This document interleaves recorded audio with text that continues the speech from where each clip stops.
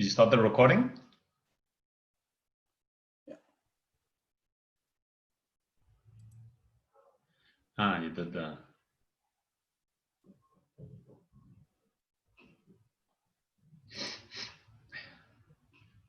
Maybe we could put some music, like a flash or something. Yeah. Wow. Okay. Well, welcome everyone to show number 2 of the Point Origin reboot. I'm your host, Jeff Werner, and we're featuring Mr. David Williams, the originator, at least on this plane, of the original Point Origin. Point Origin, that classic version, was an audio-only presentation, but now in our updated world of Zoom, here we are. For those new to the work, the global convergent logic and the universal unfoldment and space-time structures and like have materialized through Alejandro Casado at the end of 2012 and into the beginning of 2013, and continues to this day. The work has been presented in Spanish through YouTube videos and through live events at various locations around the globe. In earlier days, the English speakers had difficulty accessing the material, but our most consistent point of translation has been through David, through his YouTube videos, webinars, and in-person events. Today, we find ourselves in monumental times in the course of human and planetary history. The evidence for this is literally everywhere. More importantly, we register the signals in our biology and our psychology. We register the signals in our souls and in the flare of our spirits. Today, David is going to focus in on 2 questions asked by one of our viewers. In the first half, we're going to discuss being in contact with reality. What does it mean to be in contact with reality? How can we leverage our contact to anticipate the future? How can we engage as a willing participant with reality itself? And for the second half, we're going to get a lesson on utilizing a number system to find greater depth and meaning in the common calendar. As we go, I'd like you to invite any questions. Please type them in the chat, and we'll try to answer them directly or weave them into the course of the conversation. However, I may be inspired to just simply call on you and ask you to ask it verbally, in which case I'll unmute your microphone. Now, while you're getting warmed up, I'd like to invite David to tell us a bit about himself, his path and connection to the logic, and the origins of Point Origin. David? Well, thanks for the introduction. Well, that kind of like I talked a bit about this in the last program, a bit about how I started with this, didn't I? You did. However, there may be viewers seeing this for the first time. Ah, okay. Well, it kind of got in contact with it in 2013. I was already living in Argentina. Well, no, I started to live in Argentina. Yeah, it's my daughter had just been born 2012.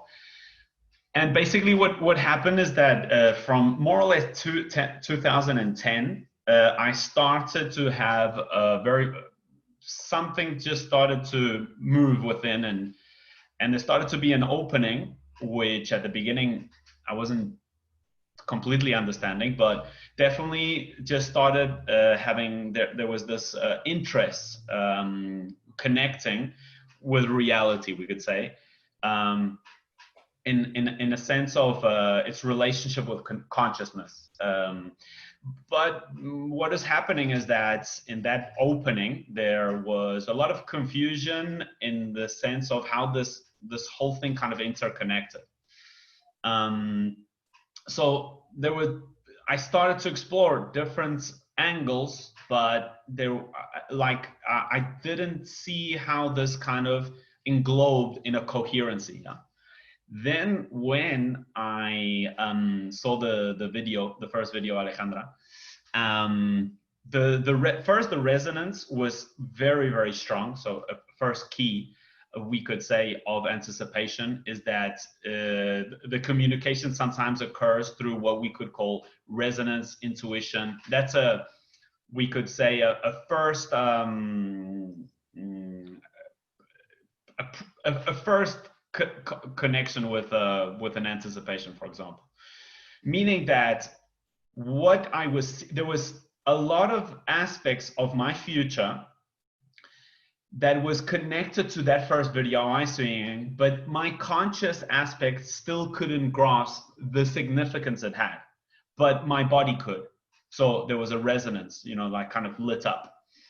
And it just immediately gave me this framework of coherency. And on that, it just really started a whole process with what we call the derivation. We could maybe see that in some point.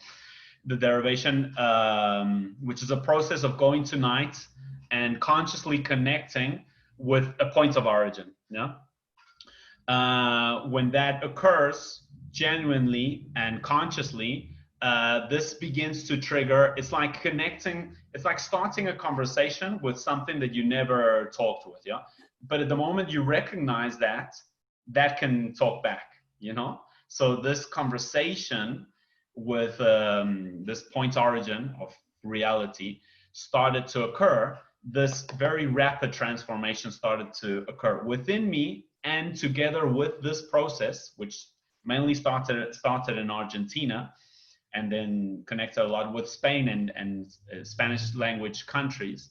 And also there started to be interests in non-Spanish speaking countries, and that's where my kind of role came in, because I was translating Alejandra's video practically from the beginning, not the first video, but practically from there on. I was translating, and it just naturally it was the bridge with these people, which. Well, a lot of them are here present. So I think that kind of, in a synthesis, is this process, and this process is just a non-stopping increasing and depth and an opening of awareness of what is reality, what it is to be alive within reality. Yeah, it's a good question, that the reality and life. Engagement with reality itself. Sorry? An engagement with reality itself. Yeah, engagement with reality itself. And then I also had with this logic presents you what I sometimes call a library from where to translate that engagement. So to be able to also make sense within my own personal consciousness, the consciousness of reality. And the logic gave key parameters to be able to do that, So I'd ask, actually, in doing it, in your connection with it, in your experience, I mean, how do you know what is real?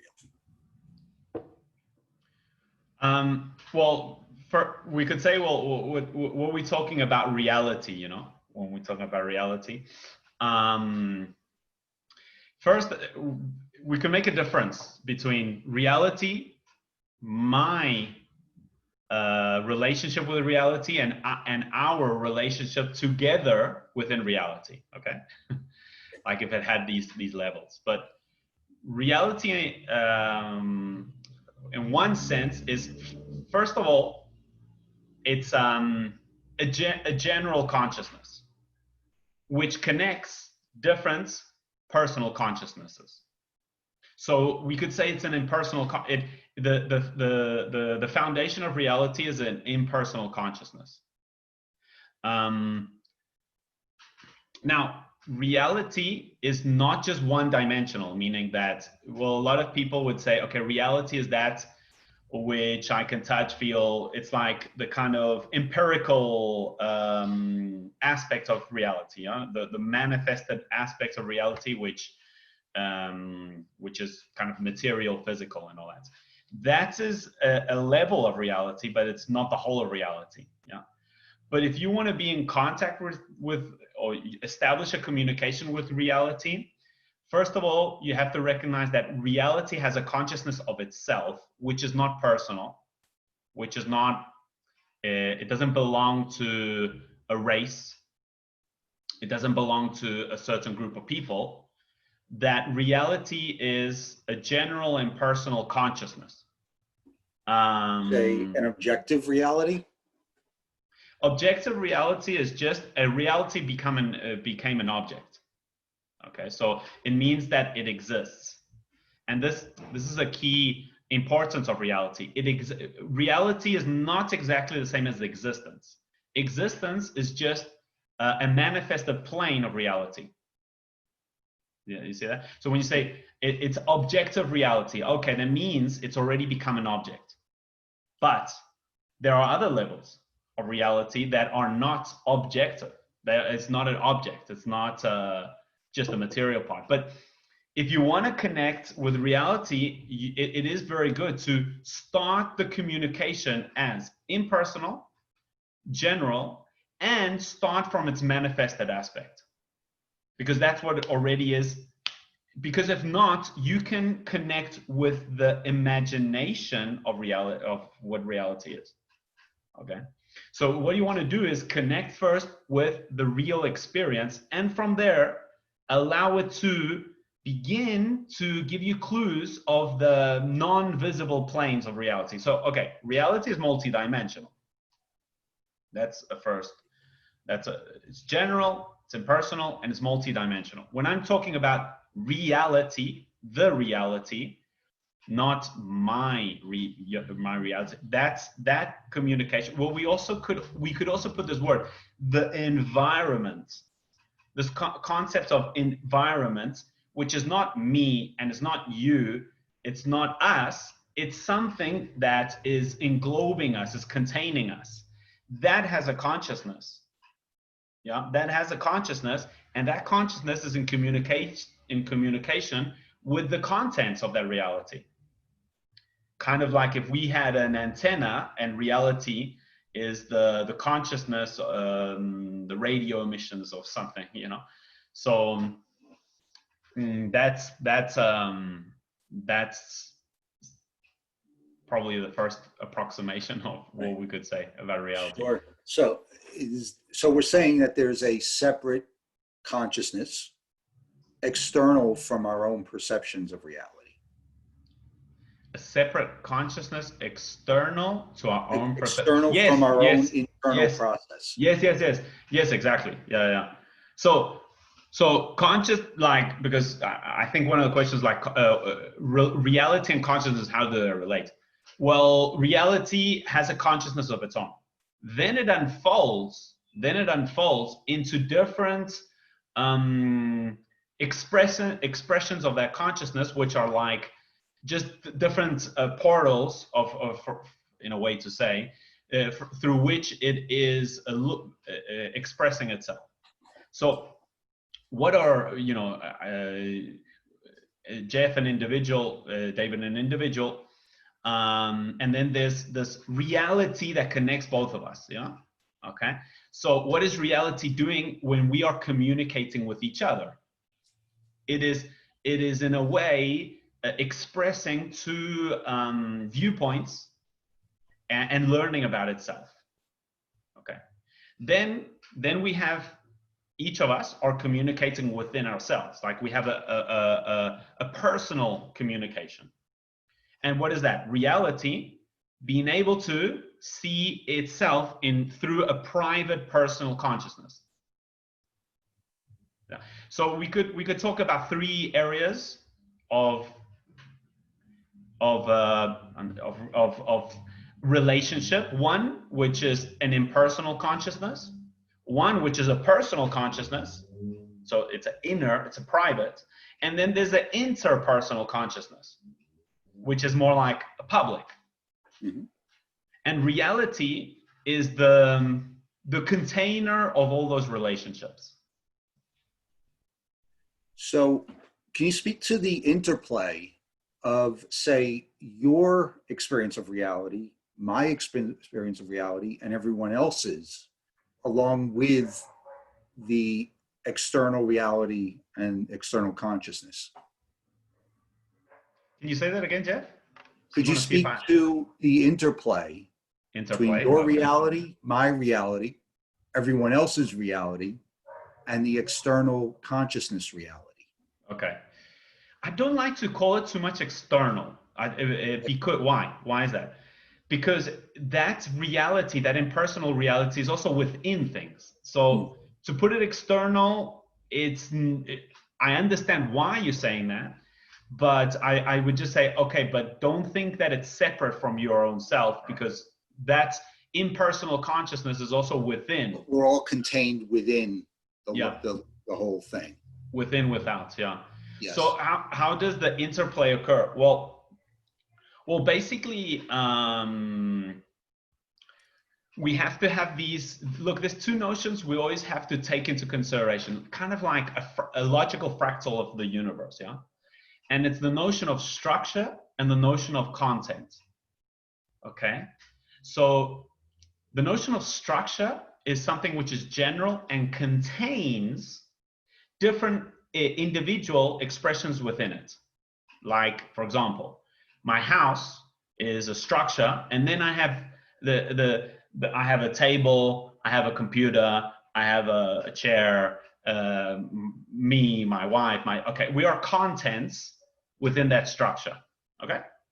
Now, first we have the structure, then we have the contents, because if I'm gonna start, just imagine if I start putting all the furniture, but there's no house, okay?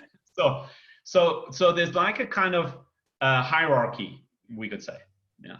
So first we have a structure, so meaning we have a general consciousness, and then within that structure but look at also the relationship, like what the furniture in my house, what's it doing? It is enriching that structure.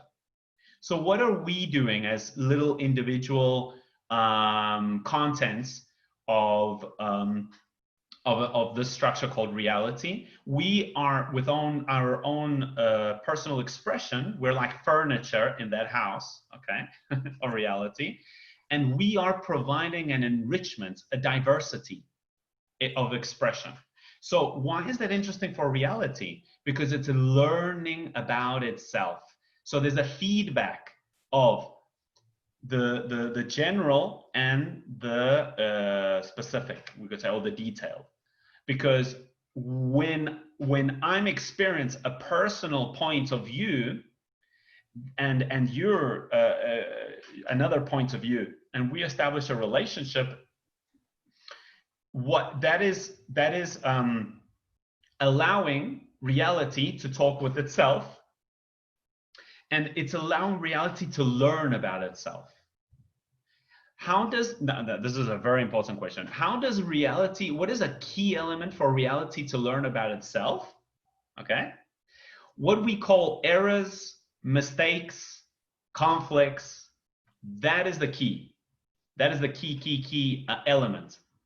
Because it's like when we could take this into our own lives, like the ability of learning something. If I'm learning something about, you're very good with like managing sound and all that, yeah, and I require that how to learn about it, because I'm going to start I'm not sure, a conference, and I want to, so I have to listen to that, but the mistakes in my interpretation, the mistakes of the setting of the sound, the mistakes, the errors, well, we can also see the difference between errors and mistakes. That's a whole different world, but those things are what reality wants of its contents, because that's the learning process. It is saying where are the mistakes?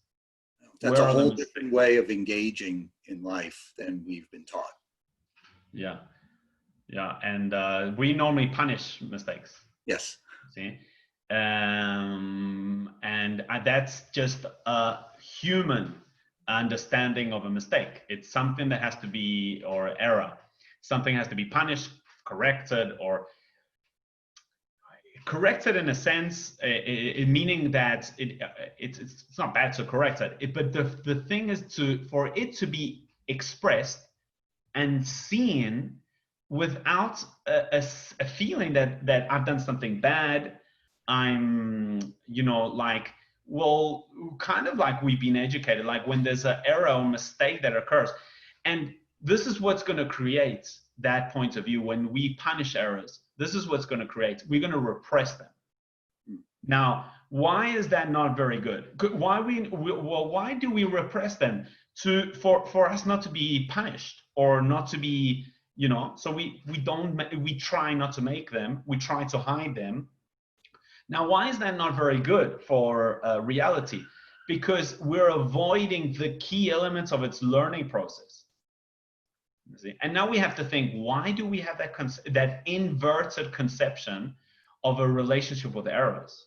Why is that happening there? Because that doesn't seem to occur in nature.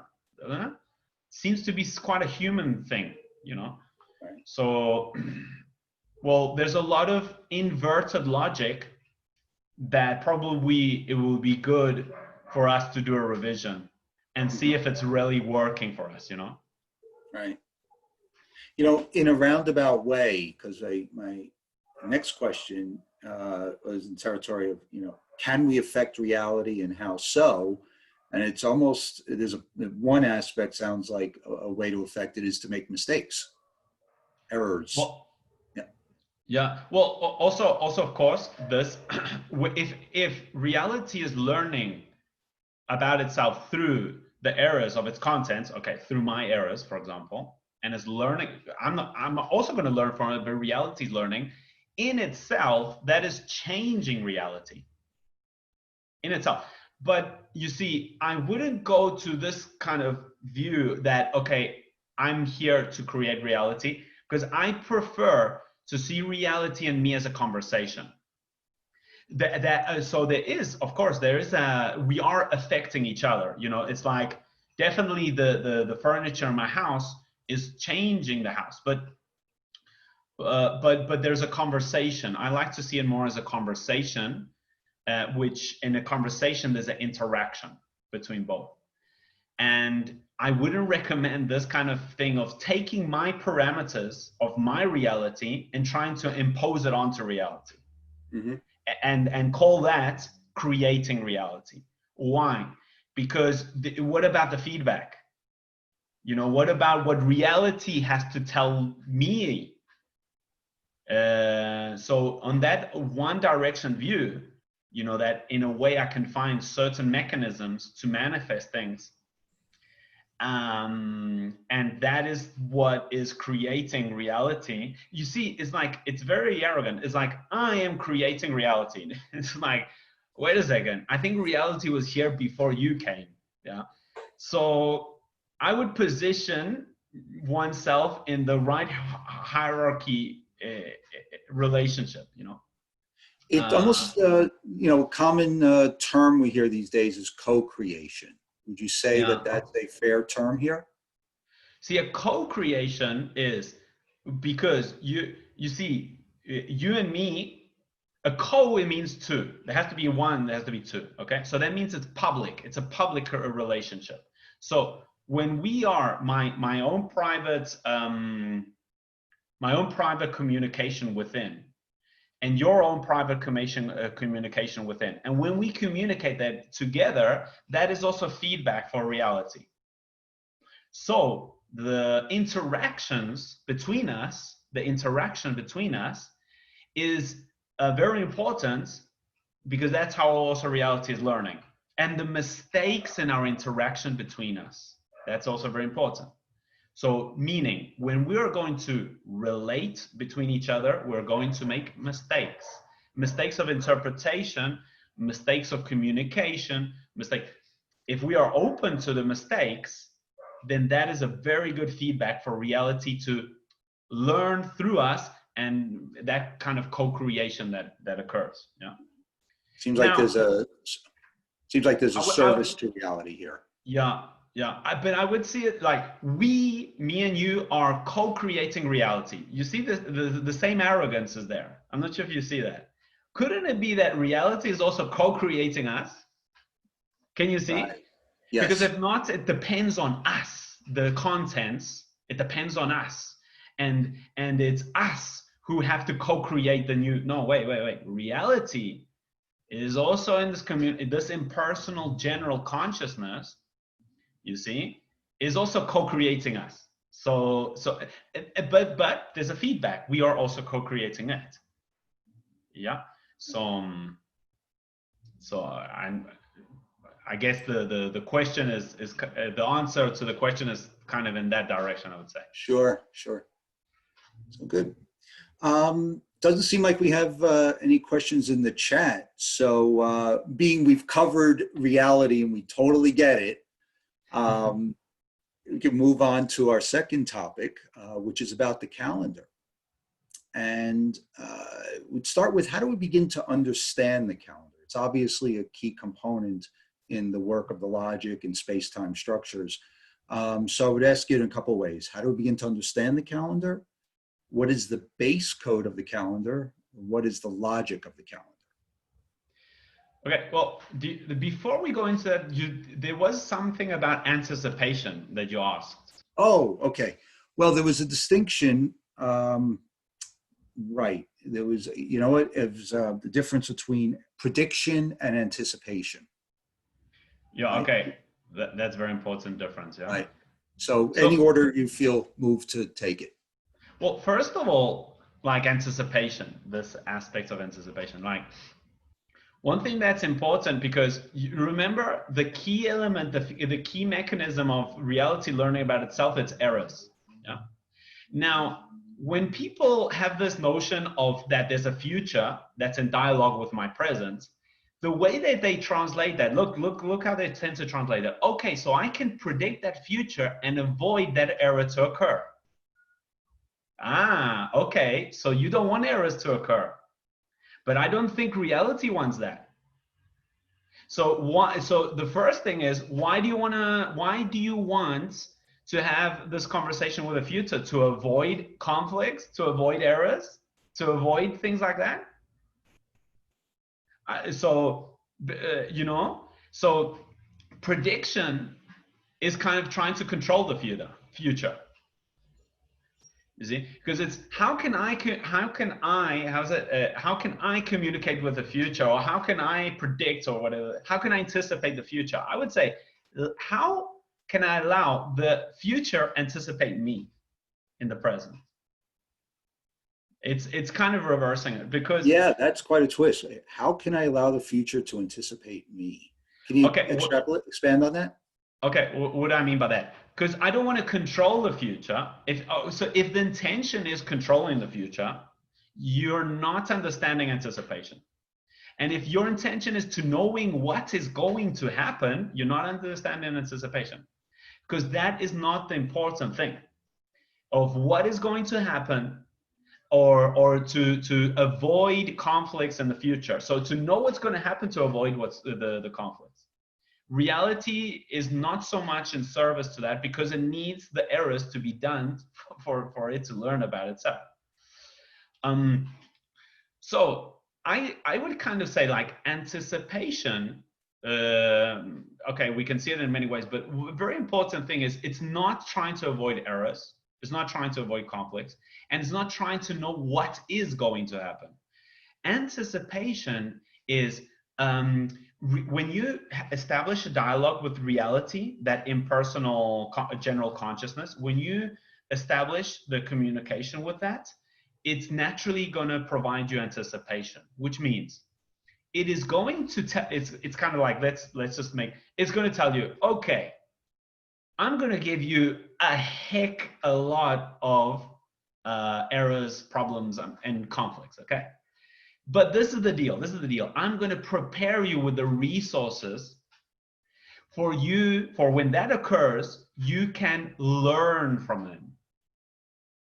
Okay, so anticipation is in a way, preparing ourselves, or reality providing us the appropriate resources from where we can go into a situation of era of conflict or whatever and learning. So instead of the conflict canceling me and the conflict in a way destroying me, the conflict is enriching me, meaning it's enriching the learning process of reality. So it provides the tools first and the conflicts after. I was going to say the resources first and the conflicts after. You see, so so the conflict occurs, the error occurs, but you have the right instruments from where to read it and from where to learn from it. So it's kind of say the solution is always within reach, or something I've heard like in nature for anything toxic, that the anti-toxin for it is also available. Yeah. So basically, you see, because a lot of people, when they say, okay, I want to learn how to anticipate reality, if you look into what they're not saying is that in order to have a better life, in order to have a better life in the sense that in order to have less problems, less conflicts, less errors. And reality is it's not convenient that for reality. It's not convenient that way of understanding it. So anticipation is not a kind of Nostradamus, I know what's going to happen thing, okay? And it's more about you connect with the structure of learning where resources come first, conflicts come after. Yeah. And it's kind of like, let's say like, because this is biological really, like it happens in different levels, but you see like when a teenager or like an adolescence first builds its capacity to reproduce, you see, and then it has a girlfriend. No? Okay, so there's a preparation previous to a situation. This is the logic of reality. It has a preparation previous to something which is going to occur. So that another thing, very important, reality is not a random, chaotic thing without consciousness. That's very important.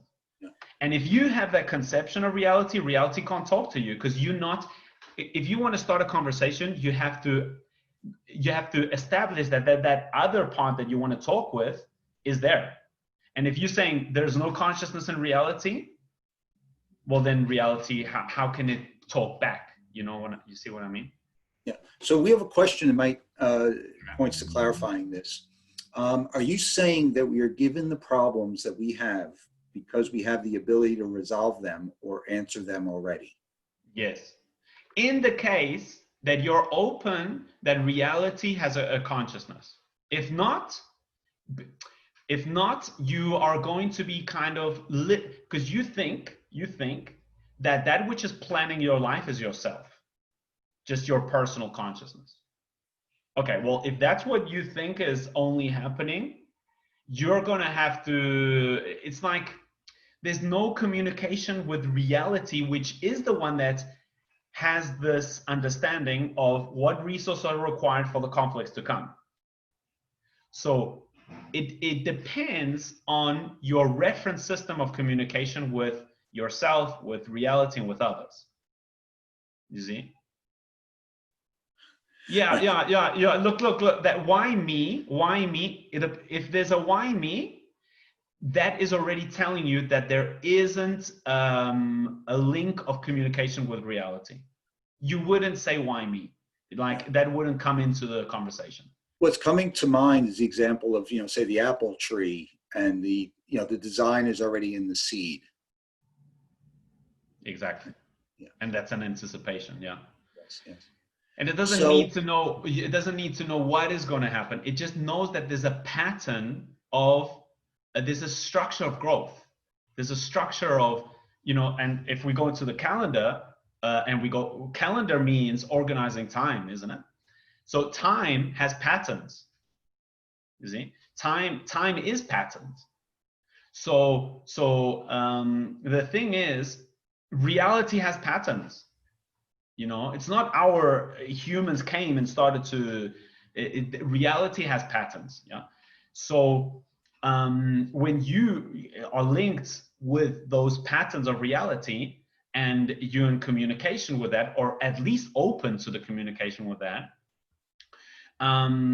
you know, you are going to connect with that design before it's put into place.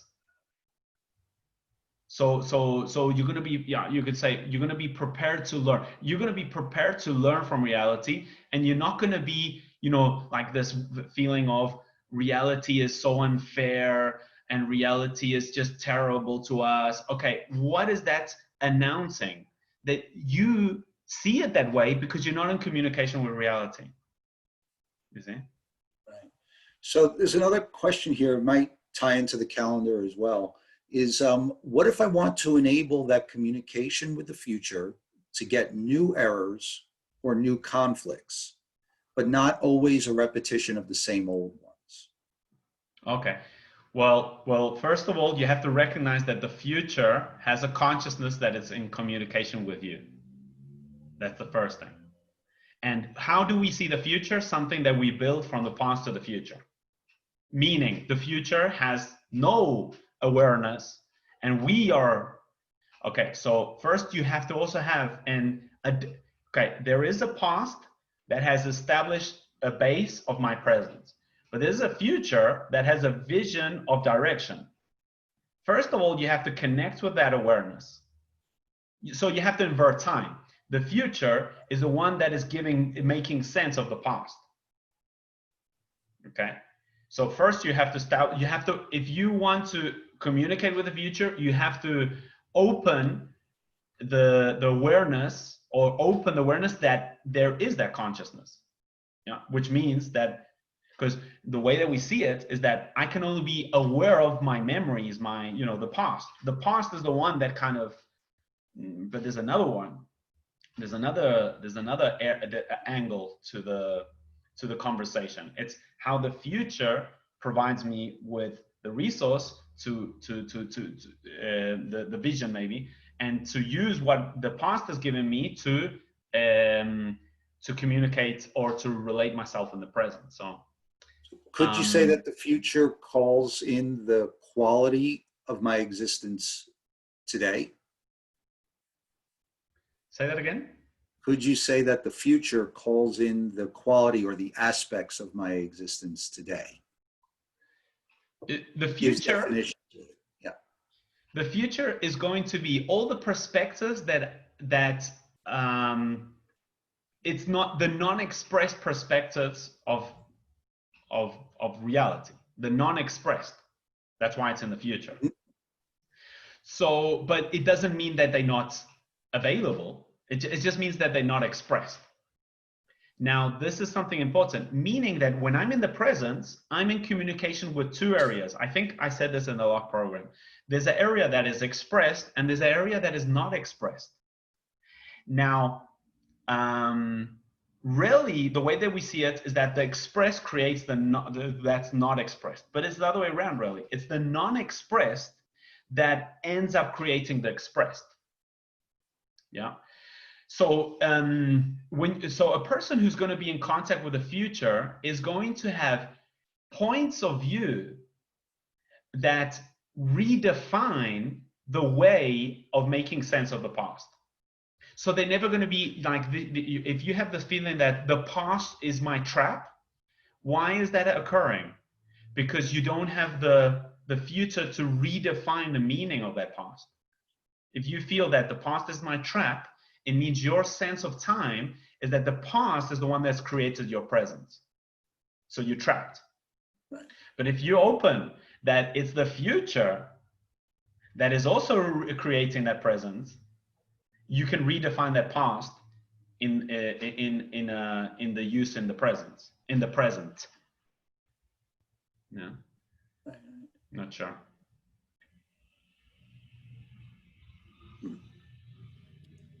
So just taking that in, actually. Right. Sorry. So, okay, yeah, well, what is new conflicts? Conflicts that are not always related to my past. See? Meaning, so if you have a point of view that is different, it can redefine the meaning of that past. Okay, it can redefine the meaning of that past. And what's going to tend to happen when you look from the past to the present, you see problems. If you see it from the future to the present, you see the solutions to those problems. Because really the problem and the solution is the same thing. It's just a point of view. From the past, problem. From the future, solution. Now we need both. It's not about future is better than past. We need to experience the feeling of problem, because that's how we engage into the going through that rabbit hole and being able to find the solution. You know, I'm not sure. There's a million examples we can put. Like if you see that a forest burns down, you say, "Oh, it's terrible! It burned down." You know, somebody lit it up. How do you say? A person lit it up, and on purposely it kind of went into flames and it burned down. It's a problem. It's a terrible thing. Yeah, but the future, we're saying, okay, yeah, but that's going to be a new ashes for the ground, because really what I want is something different. So I had to burn down that, which from the past it looked like a problem, but from the future it's a solution. So points to a neutral engagement with reality. Mm-hmm. Neutrality is the one that can include problem and solution. Meaning, it's not avoiding problems or avoiding. You see that a lot of people say, I'm neutral because I can repress all my conflicts in a way. You know, it's like people who say, I'm neutral because how can I say this? It's like, okay, I'm neutral because I have a great capacity of repressing my anger. Okay, well, no, that's not neutrality, you see? Neutrality is the capacity of being angry and aware of that anger because it's a solution. You see? Yes. So neutrality is not this Buddha image. I go, oh, I'm neutral. No. Neutrality is the ability of being angry, pissed off, whatever it is that comes. So having charge, you know, charge of life, and being able to see that is a communication, that it's a solution from another side. So I'd offer just being mindful of our time here, because the calendar opens up. It's a huge territory. So maybe we could just do a little overlap on what an overlap on reality, and maybe enter us into the conversation about a calendar. But maybe we could pick up the details of it on the next program. Yeah, well, shortly the calendar is just, it's a way of organizing time. But the question is, where does the calendar take the parameters of that time? From natural cycles of reality, doesn't it? Like it uses the sun and the earth. It uses the sun and the earth. Okay, so meaning that reality has a pattern. I think Ellis is getting confused with the... Yeah. Okay, so reality has a pattern, and the only thing we're doing is we're able to see that pattern and establish a way of organizing it. So a calendar is a way of organizing a pattern that belongs to reality. Okay, first, that's very important. So, and why do we organize it in a way? To be able to process it. It's a mechanism of processing, and any calendar has a kind of a structure to it. So it's a way of making a sequence of that pattern. Yeah, like the main pattern we have is linked to Earth, is that a day is the rotation of the Earth around itself, and a year is the amount of time that the Earth takes to rotate around the sun. Okay, and we have that pattern, but then we could say, okay, it's 365.25 days. Okay, but that's not very good to organize, like it's too much. So I sequence it in a way that I can process it.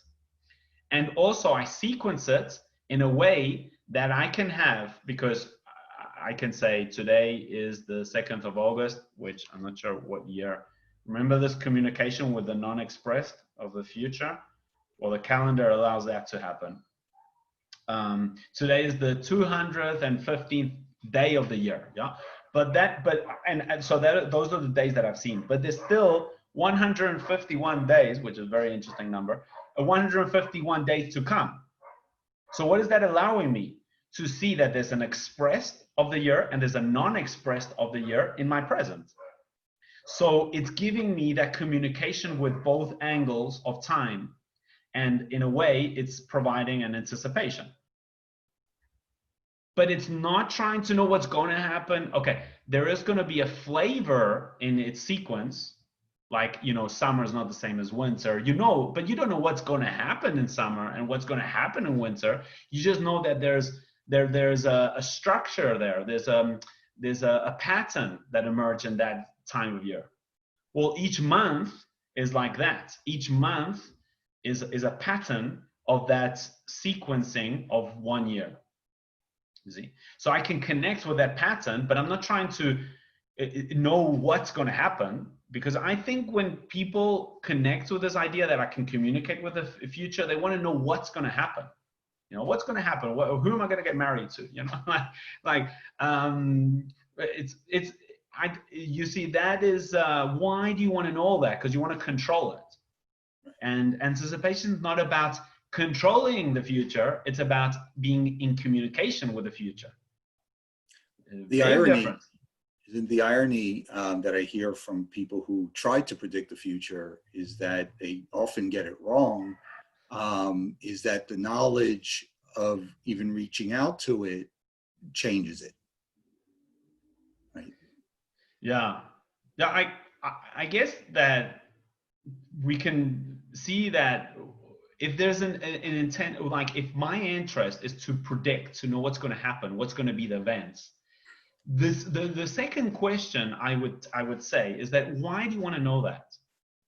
What is the purpose of wanting to know that? What is behind that? Because that's going to be very important to clean your intention of communication with the future. Because if your intention is to know what's going to happen, to avoid it, to know what's going to happen to, I'm not sure, to be a superstar or a psychic. So if it's something to do with controlling or power, you see, reality is not interested in power. Reality is not interested in power. Because it has it already. Reality is interested in learning about itself. So it uses its power to learn about itself. So if you want to dialogue with reality, you have to understand its terms, its axioms, its purposes. And if for example, if your intention is to establish a dialogue with reality, to have an anticipation, to be more powerful, you're not going to be in contact with reality, because reality is not interested. Why would reality want more power? Like, it doesn't make sense. It has it. Yeah. You see what I mean? It is interested in using its power to learn. That is its goal.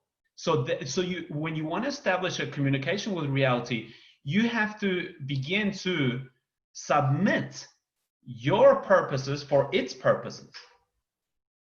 And then it's like you have to agree on the conditions. And if it's more important for you to gain power than to learn with reality, okay, you can do that, but you're not going to be in communication with reality, because you can only sign the contract if you agree to the conditions. You see what I mean? So the people who are doing all this stuff for power, at the end, it's all good. It's all good because reality is going to learn through those elements, because they are also parts of reality, aren't they?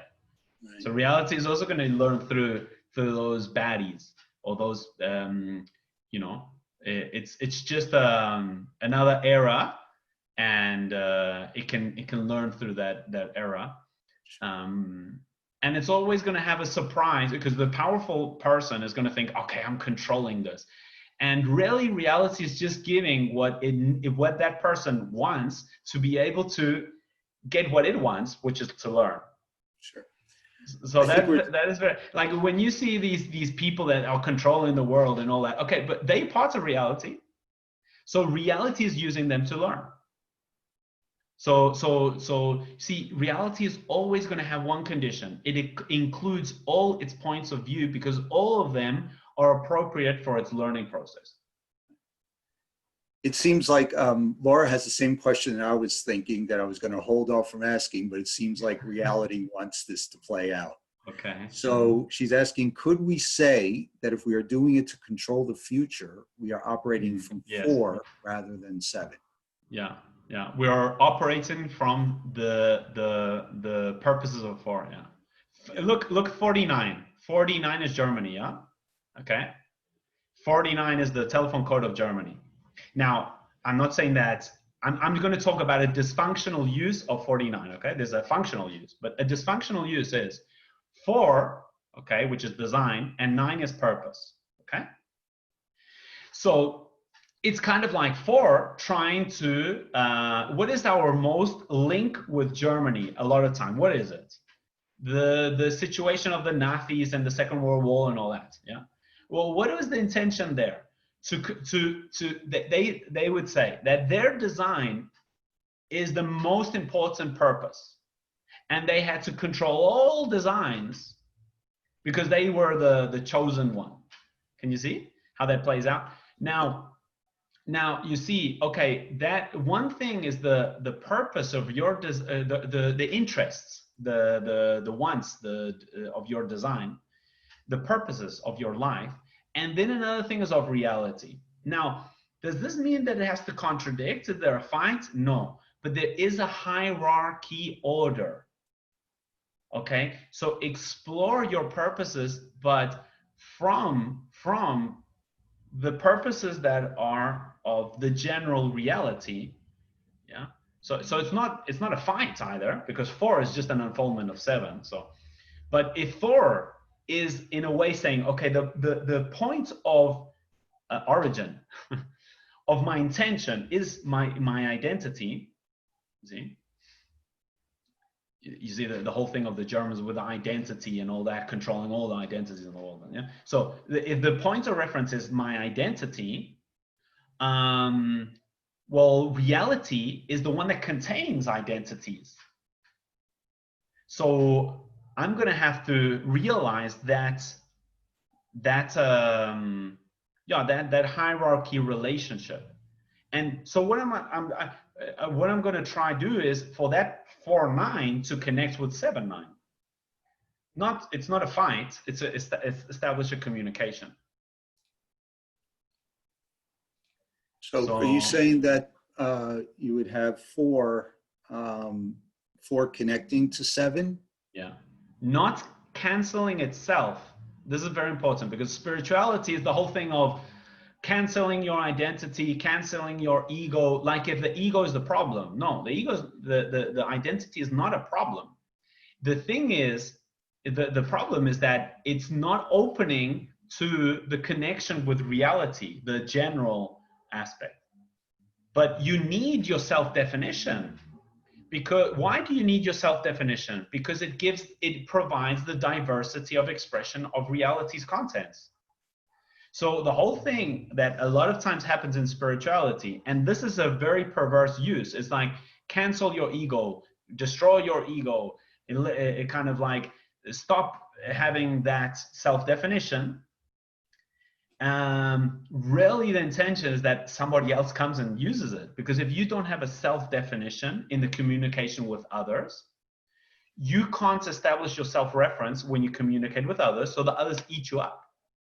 Can you see that?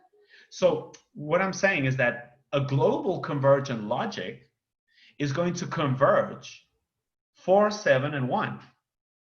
1, 4, and 7. It's going to converge them in a coherency of communication. But it's going to recognize that there is a hierarchy in that conversation. Yeah. So I just want to bring that up because we tend to see identity for like a baddie in the movie. And no, it's not about that. You know, like the ego is the problem. The ego is not the problem. And if you see the ego as the problem is that there's not a global convergent logic which is connecting all these dimensions. That's the issue. There's not a global convergent logic. It's not about the ego or the self-definition or the identity. You see? Yeah. Yeah. That seems like the grand mistake. So as we touched on earlier, the solution is already arrived, is connecting with it. Yeah. And if you see it, those errors that have been made, you know, like people going to connecting with that I have to destroy my ego or whatever, and then they end up being controlled by some psychopath and all that. Well, those errors are allowing us to learn that I don't think it's about canceling my self-definition. Because look at that, it doesn't work. You see, so meaning with the errors we're learning of how to establish a more efficient communication between communication with reality, with ourselves, and with others. And we have to differentiate those levels, but also interconnect them. So if I'm saying I have to cancel the communication with myself in order to have a communication with reality, I don't think that's how it is. I have to cancel, in order to connect with a general consciousness, I have to cancel my self-definition or my unique expression. You see, if we start to see that engineering technically doesn't work, not morally, technically, the pieces don't come together very well if that happens. Is it an ongoing communication? Yeah, and it needs, and it needs all these dimensions because each of them are providing the different sequences of the flow. Yeah. So it needs for there to be an identity. It needs there to be a body. It needs there to be an area that is expressed, then an area that's not expressed. It needs a past. It needs a future. It needs these elements. So global convergent logic, it's the question always is going to be, it's not about it's not about if that we need it or not. The question is always going to be, how can I establish a communication with that which is coherent with the whole? So it's like, I'm not sure, marriage good or bad? How is your communication with the concept of marriage? What is the logic that is making sense of that? Is money good or bad? It's not the right question. In that question, you're going to get lost. Is what is the logic with what you're with what you are? How are you relating? What is the logic that is making sense of your communication with money? Is it? So probably that would be what I'd like to finish with. Like this perspective, global convergent logic, it has that intention of being able to include all the pieces in a coherent interaction. And it's not about choosing one piece over another. It's just, where does that piece go? Where does identity go? Where does where does the piece go in order to see that there's a coherency linking all those pieces together? Okay. Well, thank you, David.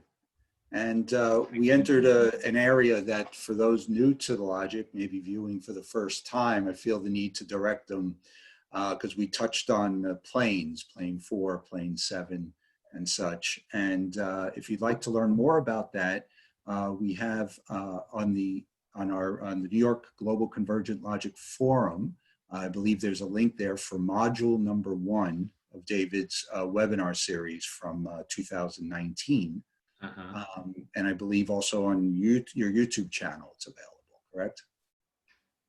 Yeah. And you just remind me today to publish another one of those. I always forget. Okay, yes. So yeah, David's been releasing these modules that some of us have enjoyed the process through last year, and now you get to follow along. So thank you everyone for joining us today. We will be uploading this video to Facebook and to David's channels. And if people want to get in touch with you, David, how might they go about that? With me specifically, With you. Probably the email. Email, like universal perspective 777@gmail.com. .com.